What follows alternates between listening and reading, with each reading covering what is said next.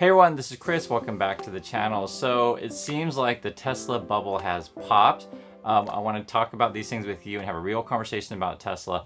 Believe me guys, I really get it. You flip over to Ever channels. This is just how it is on YouTube. They tell you what you want to hear. And what people want to hear is that Tesla's going to go up to the moon. It's going to keep going up forever and ever and ever. Elon Musk is a hero. In fact, he's more than a hero. He's God. And you're all going to be ridiculously rich. I just want to tell you the truth and talk about numbers and why I think the Tesla bubble has popped and sort of the headwinds going forward and sort of give you a more realistic opinion of Tesla. Now, let me get this out of the way. Tesla is a great company, okay? 100%. Tesla is a great company. However, it doesn't mean you pay any price for a stock. The same way, like, for example, say, hey, everyone, I really like Tesla cars. You know, let's take a look at, like, the Model 3. Yeah, I'd say pay 30, 40, 50, something of that nature. But would I pay $500,000 for the Model 3? No, I wouldn't. It's not worth it the same way that with the stock.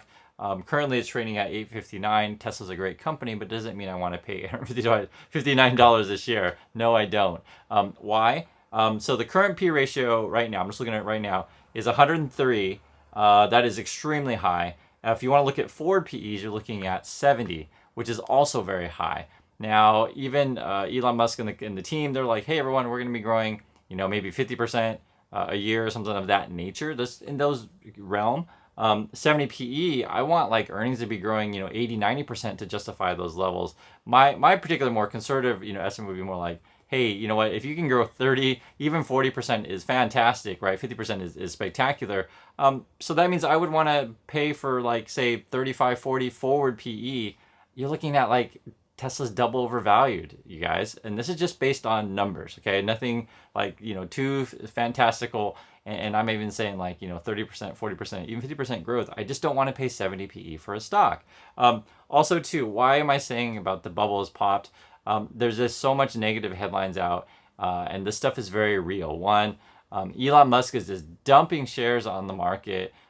He's like, hey, everyone, I'm selling shares. And, you know, selling 7 billion shares, having that court case with Twitter that may cause him to sell more shares to raise capital if he's indeed forced to sell Tesla stock to have the cash to buy the Twitter if he loses the court case. You guys probably know this. It's been a circus. I don't cover the whole Elon Musk Twitter thing every single day because, frankly, a lot of my viewers, and maybe yourself also, just get sick of hearing about it. I mean, I myself like get sick of reading about it. It's like, okay, what stupid thing is going on with Twitter and Tesla today? But for a shareholder and someone who's invested in a business and a person, this is stuff you have to you know, consider. You know, there's this whole circus, which I don't talk about all day, every day, but it is a real thing. You know, Elon's got like maybe 8, 10 kids that is going on over there. He's doing all these crazy things. There's another crazy headline recently that his father is like have a kid with his daughter. It was like his stepdaughter. Yeah. It's like, what? So basically what it was, he married Elon's dad married someone and then got divorced, but then ended up marrying the daughter of the kid that he married. It's weird, okay? And there's no one out there you could tell me that it's not weird. It's weird. I don't talk about it all day, every day, but these sort of crazy family dramas is always in the news. Then you also have numbers that look overvalued, and then you have the situation. Actually, there's a new one with there's a thing called the Dawn Project. Let me show you guys here.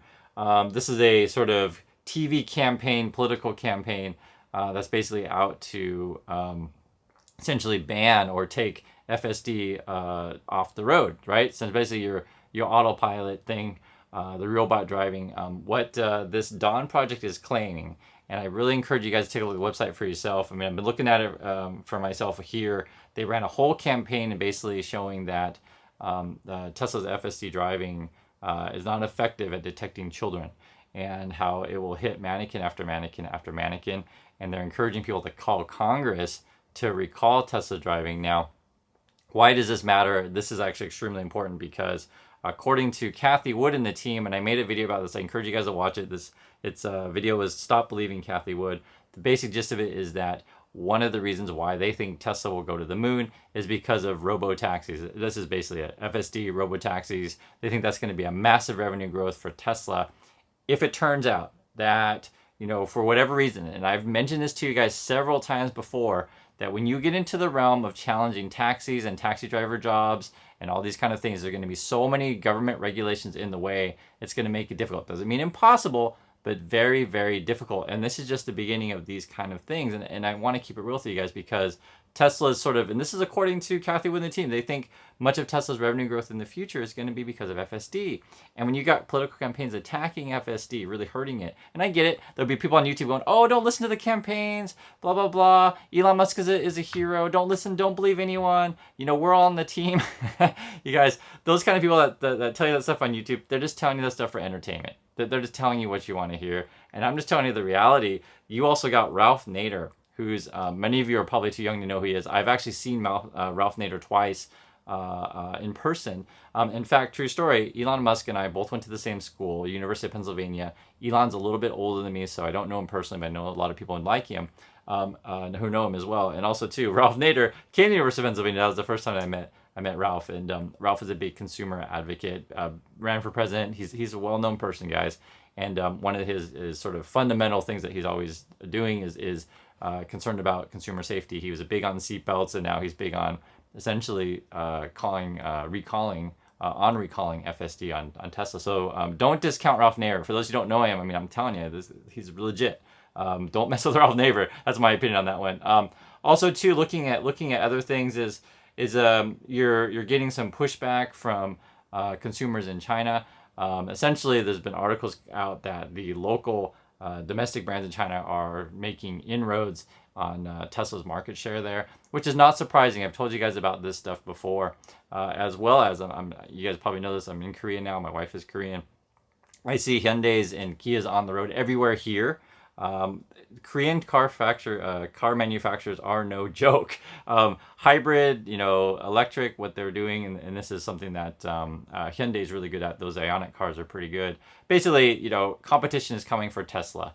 You have Volkswagen as well, which you could make the case that Volkswagen is going to struggle. I would put more faith in the Korean manufacturers and the Chinese manufacturers, because remember, Tesla's sales, half their sales come from California and China, and when there's a lot of competition in China coming, that's going to really affect them. Also, too, much of Elon Musk's mystique is sort of basically just people like him in California, right?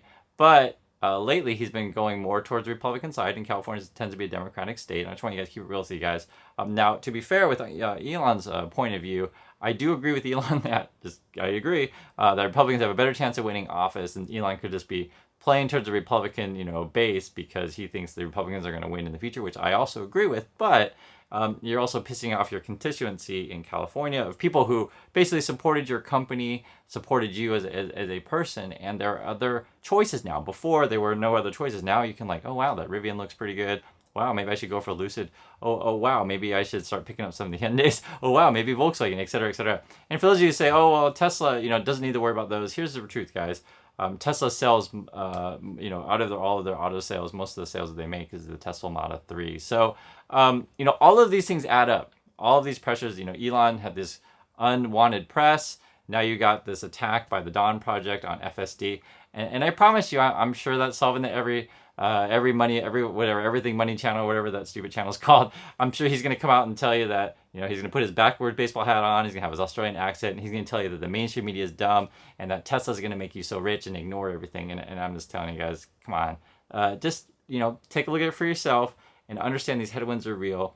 And regardless of if you believe me or not, just believe in numbers and ask yourself, do you want to pay forward PE of 70? If you don't understand what that means, it basically means it's like, what is the price of stock compared to the earnings of a company, right? And usually a fair PE is, again, just repeating, just numbers, guys, just numbers.